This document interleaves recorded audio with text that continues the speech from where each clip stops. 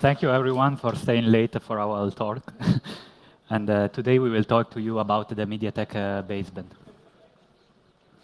So about us, we are from Tencent Kin Security Lab, and before we were known as Kin Team. And I'm Marco. This is my Twitter handle. And now I work on hypervisor and baseband, and before I was doing iOS and Android, and I competed in some Pwn in the past. Hello, I'm Kira. I'm a security researcher at Tencent King, and I was doing the hypervisor before last year, and now switched to the baseband.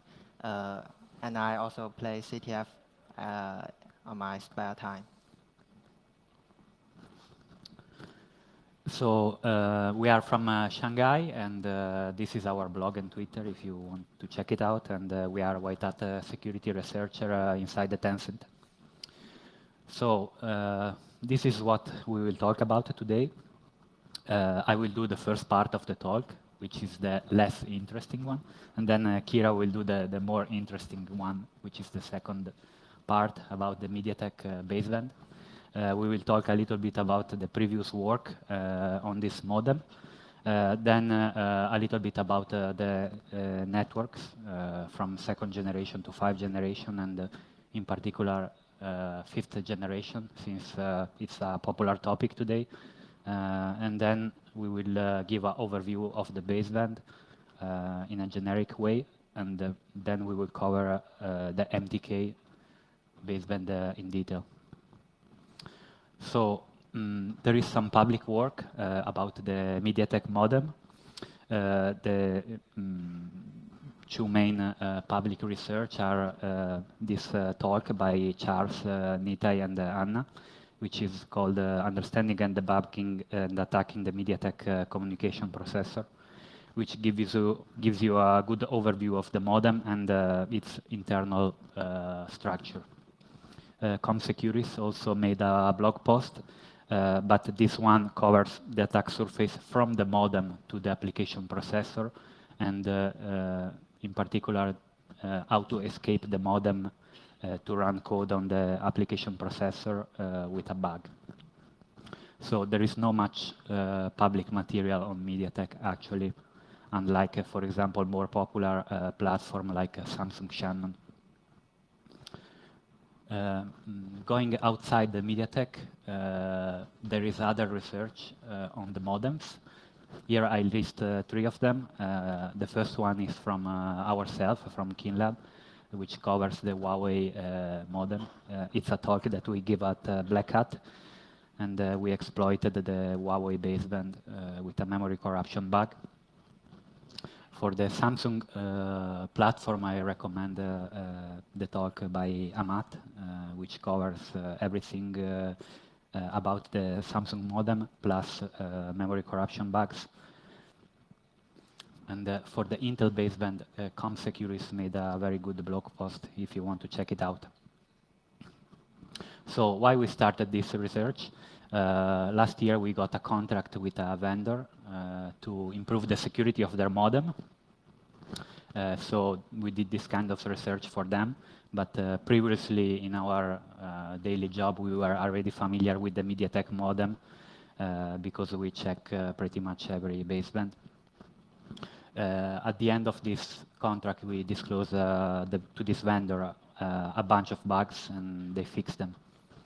And this talk in this talk we will cover our work on this platform, and especially how you can start your own research on this modem.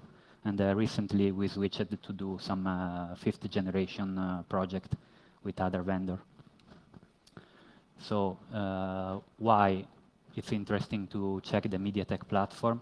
The MediaTek platform maybe doesn't run on the high-end device, but it still have a significant market share, especially on medium and low price device.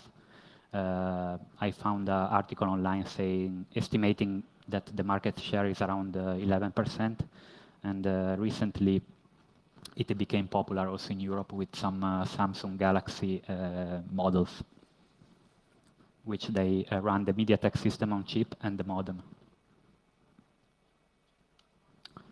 So let's check the network really quick to get everyone up to speed. I know in the audience there is maybe people that took the baseband training, so but still we have to cover a little bit the basic before checking the MediaTek baseband. What is a baseband or a modem? It's basically a set of hardware components which runs a firmware, and they implement a set of specification conforming to a cellular network specification. So they have to do it in order to speak with the network and decode the messages. We have several generations of cellular network. They are commonly referred such as second generation or fifth generation. So one very important topic of mobile network is authentication, because all the generation, such as second generation and the 2.5 generation, the mobile phone or the device will not authenticate the base station. So it's possible to impersonate a malicious network in these circumstances and exploit or send malicious data to the phone. Starting from the third generation, which in this slide is from UMTS, there is some form of authentication for the phone to verify that they are speaking with a legitimate base station.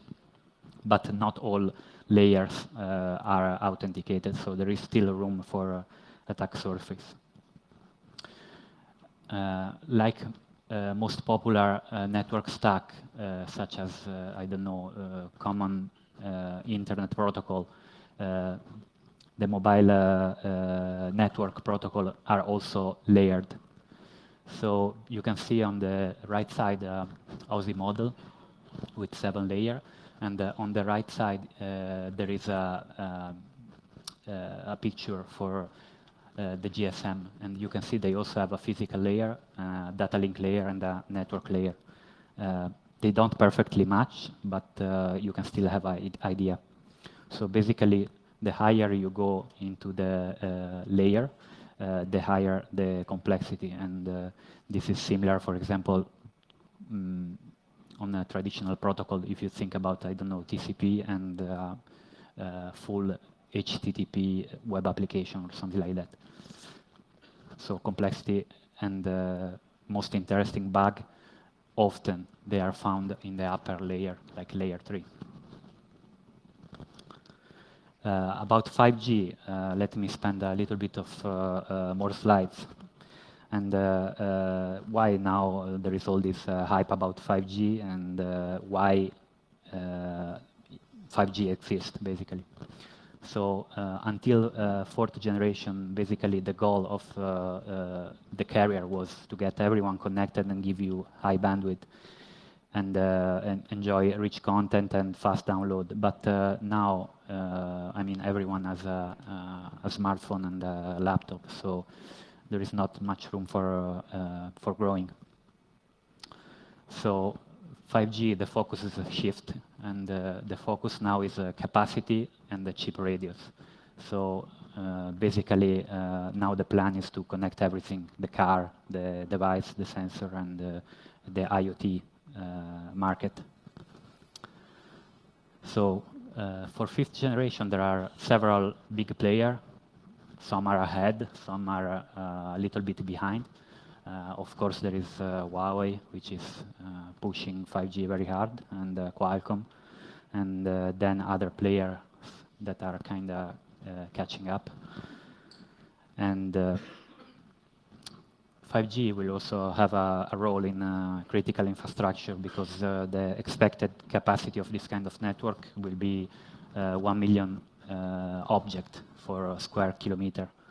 And so with this kind of number, you cannot expect the consumer to be end user. In 5G, you will have object consuming the network, so you will have robots, cars, surveillance equipment, city management. And this will impose also some reliability requirements, of course. And because in 4G, reliability, of course, is important, but it's not critical. So you will basically switch from something consumer level to something else. And not only smartphone will be connected.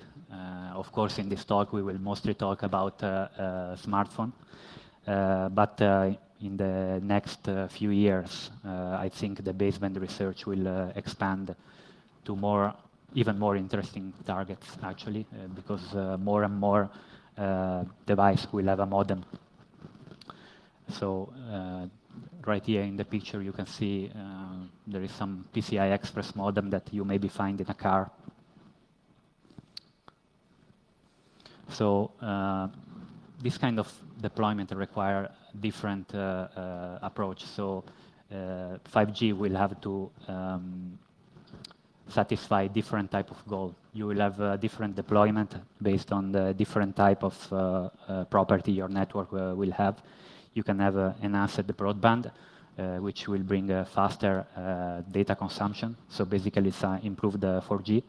But then you have also another mode, which is URLC, which is for mission-critical application that don't care much about bandwidth, but they cannot afford delay or unreliability. Think about some network of industrial robot. And another example is machine-to-machine deployment. So currently we are working on several 5G devices. Huawei, of course, which is pushing 5G, so their firmware have 5G network stack, the phones, and some Wi-Fi router.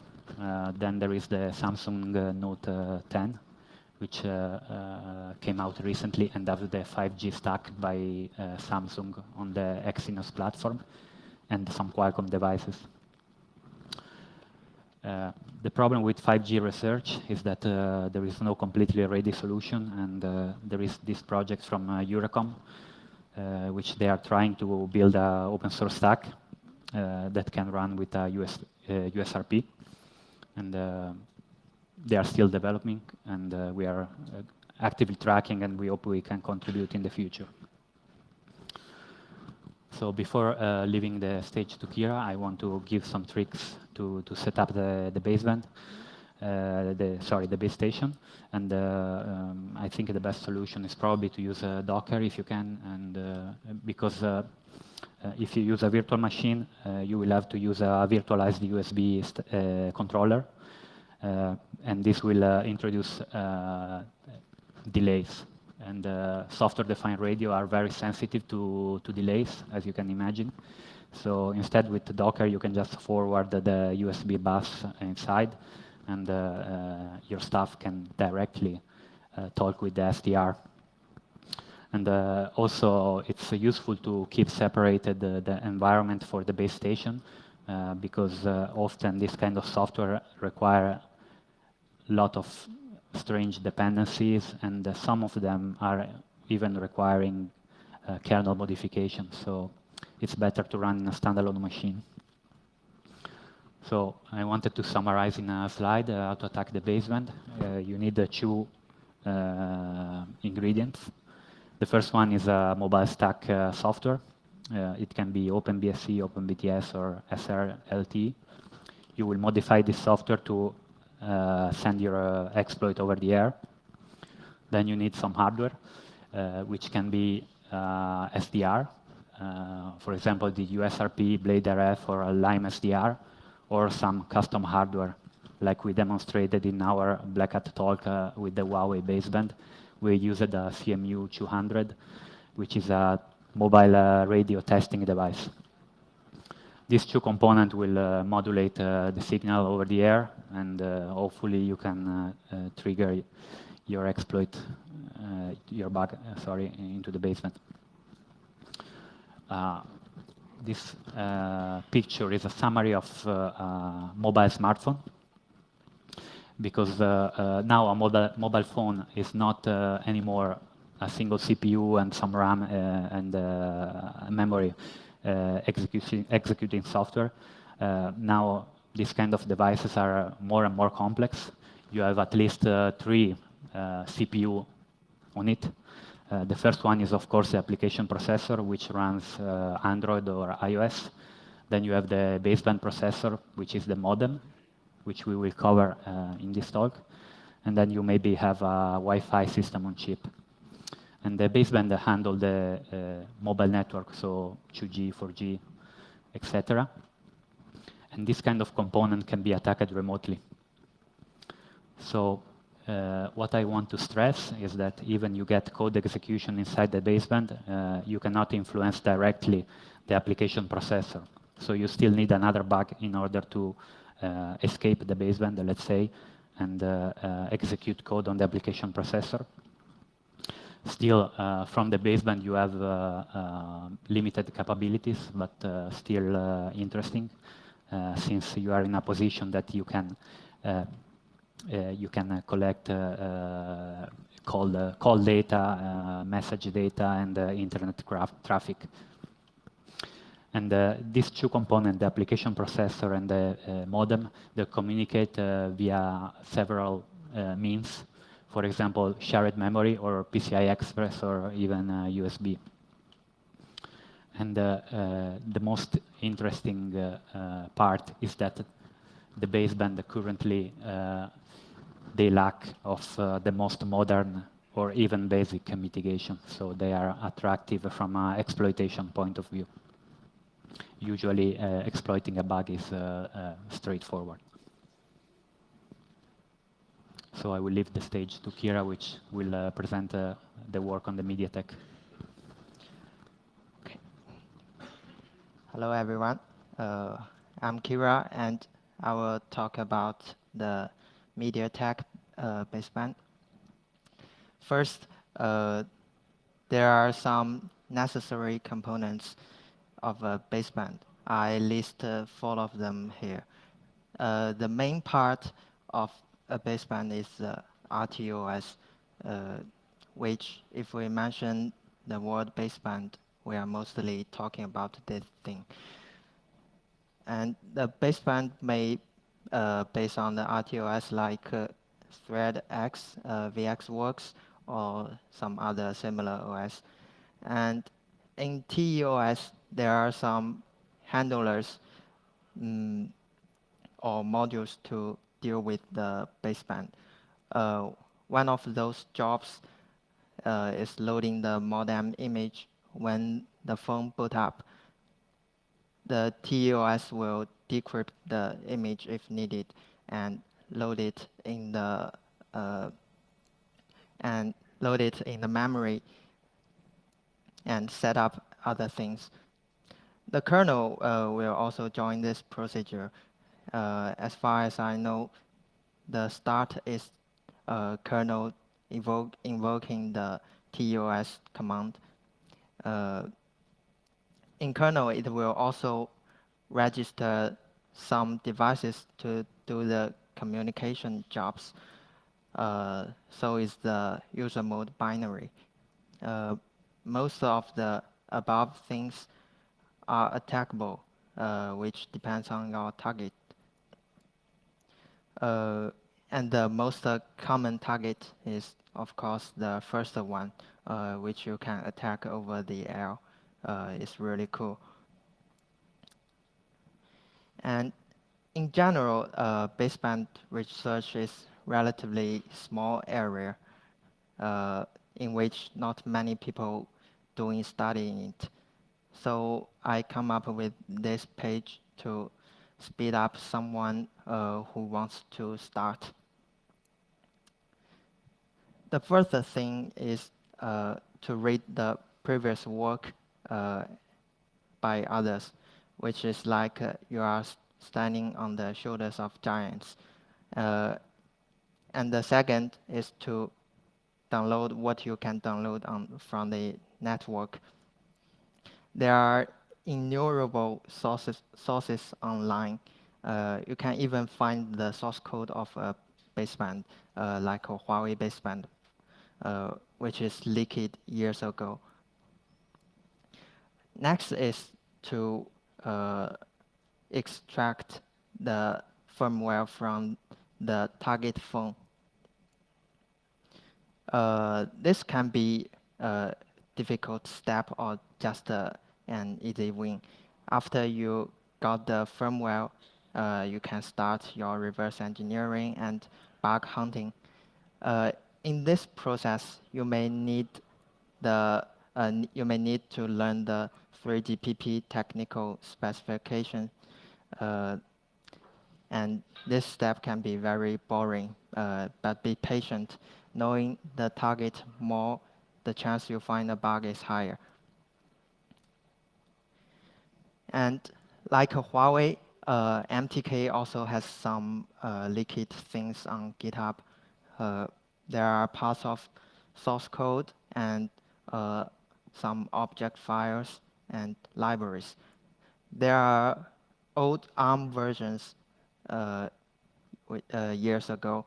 This will be very useful for bug hunting because the binary is with symbols. But for sure, you still need the firmware of the target. Also, this is helpful because the libraries can be linked together with your own code in a binary instrumentation environment such as QEMU. For this part, I will talk about it in detail later. Next, let's do a quick view of the architecture of MTK baseband. There are lots of functional tasks took over by the RTOS, including the CM task, which is connection management, the MM, which is mobility management, RR, which is radio resource management. As the picture shows, there are many tasks. And the AP and the CP also use AT commands to communicate. They share data with each other within the power of shared memories. And the most special part is the CCCI, which is short of cross-core communication interface. It is implemented in the kernel. Basically, it did the job to connect the AP and the CP. So it's not a similar conception as the former two. It initializes the UART lines, which are mostly used to transmit AT commands and some audio data. It also sets up the shared memory and divides it into several regions. Okay, let's talk about how to get the firmware. So I assume you already have the root permission on the target Android phone. The firmware is available at the directory dev block by name. In this place, you can get most of the things you need. And for the kernel, the name is boot, and I recommend this great tool to you, which is developed by our colleagues. It can help you load the VM Linux image in Ada Pro. Then for modem, the name is MD1 image. At least on our phone, the firmware has no encryption at all. After you get the modem image, you still cannot just start your reverse work because the image has some type of format. It consists of many small sparse image. You need to extract them from the big image. And we found the definition of the format in the online source, and I made an 010 editor template to visualize them. Each of a image inside has a header, and uh, uh, and the name field is also in it. The most important two images are the MD1 ROM and MD1 debug info. MD-ROM is the code, and MD1 debug info is the debug symbols. And there's a little story about the ROM,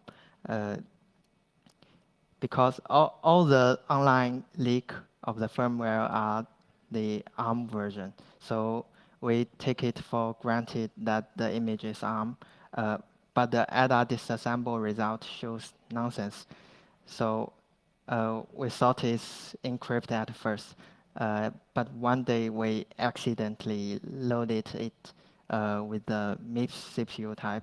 It shows some reasonable results, but still not all proper. At last, we figured out is the MIPS 16E2. And what is MIPS 16E2? In short, it's the MIPS 16E with additional improvements. There are some extended code, opcode, and unfortunately, AdaPro failed to disassemble the new instructions. For example, I list of two of them here, the MFC0 and MTC0 code instructions. So we wrote some tools to help us reverse. Then finally, we can start our reverse. The first thing to do is loading the symbols from the debug file I mentioned earlier. The file exists not only in the image, but also on the SD card. You can see the name in the image is MD1 debug info. We guessed the format at first, but the format is not very complex.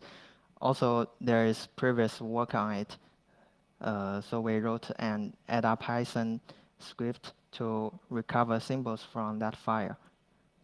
After that, when I rendered the liquid source of MTK, I saw a Perl script in their debugging suite. And the format is explained in detail in that script. So you could save some guessing time with this. Then we need to fix the segments in AdaPro. And here is our result. The address might not be very accurate because we can't tell what is exactly the end or start address by reverse engineering. There is a good tool to help find the base address of a firmware, and it's written in Rust, and it works perfectly at least for our firmware.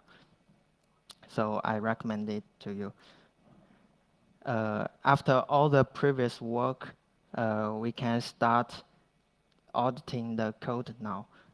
The entrances of incoming message handlers are good candidates because and the task main I mentioned before will call into them. Now I will take one of the tasks as an example to demonstrate the real code. And this is the task main function. It's very typical of RTOS system and other modems also have some similar tasks. The code is running inside an endless while loop. Uh, it will wait for a new message to come and dequeue the message, then construct the ILM structure, which is the interlayer message structure. Uh, and the pure buffer PTR in it is where the real data stores. Then the last steps is to handle them with the main. Okay, let's dig more into the task. After we entered the main, we can see numerous message handlers switch cases depending on the message ID. The state machine in the baseband is very complex. So if you want a specific message handler, sometimes you may look into very deep inside. However, we can uh, look for a message name in the specifications like 3GPP 24.08. Then search the method name in AdaPro. The picture here shows how the MMPO TMSI realloc command handler is called from the main. And with our eyes, we found some bugs in the baseband. But we all know that for this type of things, it's very difficult to run it perfectly on our own computers. So emulating the whole system is too hard for us. But it's not that difficult to emulate part of the code. And I think the target function requires two of the following. One is complex enough to father. It can't be too small, or with our eyes is enough to audit. And second is know of very few IPC cores, because emulating IPC cores is troublesome. It may need lots of work to do. Then the decode and unpack function catch our attention. For example, the MCD unpack, which I will talk about later, and the ASN1 decoder. They don't have any IPC communication. So the method is very easy. First, write a C wrapper to call the target functions. The wrapper does the preparations like before the function call, such as read the input from the std-in and initialize some all the structures. Second, maybe this is the most time-consuming step. You should write the makefile to link what we need. As I said before, there are liquid source code and libraries online. So our work is mainly based on that. At last, using the AFL QEMU mode to do the fuzzing.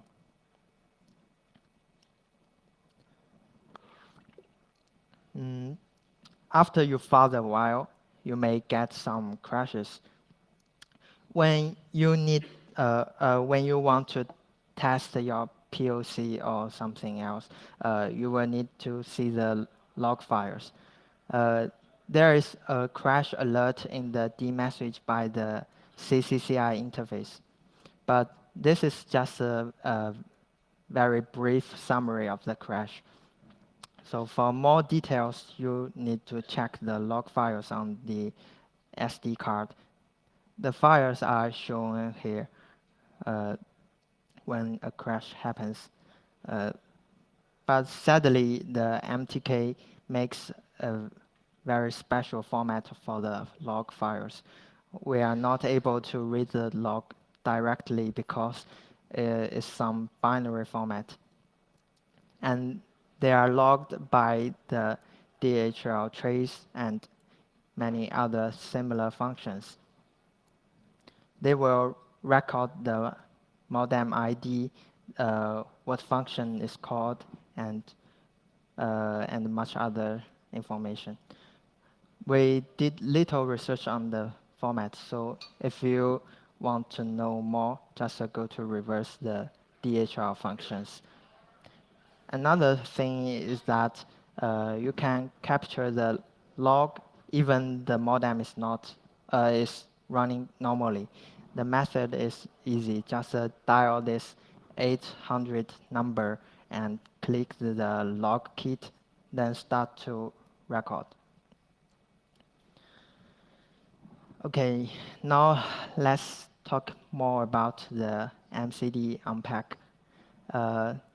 This function is very important because it is the first unpack function before any further process of the message. Nearly every message is handled by it first. The message format uses the BER encoding, BER, which is short of Basic Encoding Rules. It is the set of rules for encoding ASN1 defined data into a particular representation for transmitting to another system. And the most fields inside the message are TLV, which is type, length, and value. Sometimes may have end of contents. The function process the data as a bit string. And we fuzzed this function and got some crashes, then reported to the vendor. After that, we studied this function. The first argument of the function is the message ID, which will decide the sequence of opcode to be used in the MCD unpack run. The function works like a CPU, which means it fetches the opcode first, then does the work according to the opcode. There are many types of opcodes, like choice, call, case, and so on. One special opcode I need to emphasize is the max bytes. This is the length check in the decode stage. So most of the memory corruption bugs are killed in advance by it. When we thought we found a bug to do the test, but the modem won't crash by any means. At last, we figured out it was this function to prevent the bug. So after all the theories, let's see some real vulnerabilities. This bug is in the EMM attach accept message. When the code is decoding the emergency number list, the structure is shown in the picture. It doesn't check the index of the current emergency number. So this could lead to a heap buffer overflow. Another problem is that there's no check on whether the source message is big enough. For example, we send a 20 bytes message, but we fake the length is 200, then we can read out of bound on the heap. Another bug is in the activate PDP context accept message. The vulnerable field is protocol configuration options. if you have ever watched the Ahmad's talk uh, on the Samsung Shannon baseband, you will find our bug is very similar to his. Uh, when the code unpack the config option, it will first decode all configs length and store it in an array on the stack. So we can send many zero-length bytes to fill the array. Then we are able to modify the return address since no stack cookies at all. Okay. We are not required to exploit the baseband in our business project, so we just wrote a POC about the bug. Our environment is shown here. Our OS is Ubuntu 18.04. We run the OpenBTS in the Docker, and the device is USRPB 210. As this bug, we don't need much work to set up the state machine. So the POC is very easy. Just find the corresponding class of the message. In our case, it's the L3 SM message activate PDP context accept. Usually, each message has a corresponding class in the code. Then modify the write body method in the class. In our case, I just simply modify the size field and the data to write, and then OpenBTS will do all the rest of things. Okay, now let Marco give us some summaries. So, as Kira showed you, in that particular bug, the modem still lack of any modern baseline mitigation. And it shows you that in particular case there are no even stack cookies in function performing copies on the stack. So you can imagine that the other more advanced mitigation are not there, of course.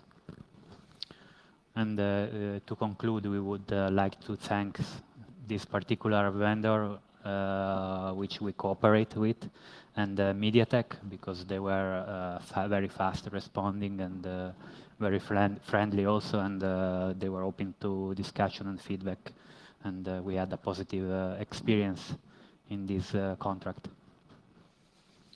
So this concludes our talk, and if you have any question, please let us know.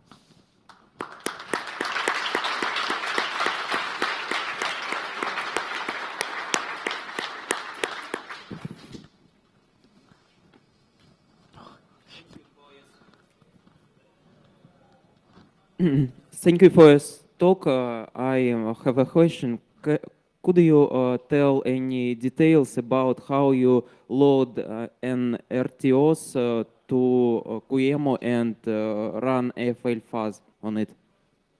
Okay, so actually we didn't run the entire RTOS. As Kira mentioned, there is a leaked source so object file online. So we just recompile those into a Linux ARM ELF, and then we run that one to fuzz. But you could run the entire baseband if you emulate some stuff, or maybe if you remove some non-important task from it.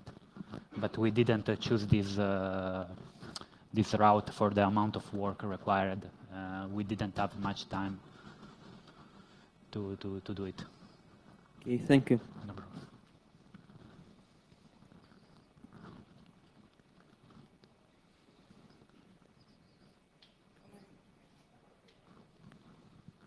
So for the firmware you were exploiting, do you have something like a build date so that you can make kind of a history of mitigations or stuff? Because, for example, for Broadcom, you can see like in the S10e, there's the first mitigations in the heap for Bluetooth and Wi-Fi. Is there something coming up like this for MediaTek? I'm sure you can extract the version from the firmware. I should check, but we didn't check the further updates. We should follow up with the vendor because I mean our contract was with a vendor, not MediaTek itself, so they have limited influence on the development.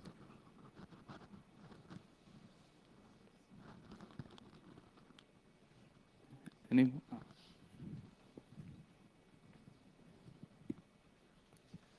Hi. I'm curious about whether you checked if you were able to patch the baseband or if they had some integrity checking, because I know that a few years ago they didn't check the integrity, so you can actually like inject patches to make instrumentation a bit easier, but it was a specific phone as well, so I don't know.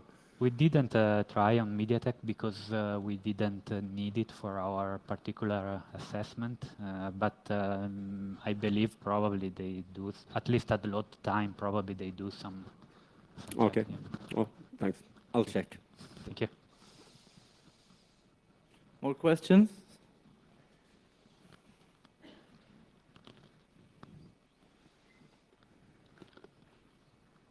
Okay, doesn't seem so. So thank you. Thank you.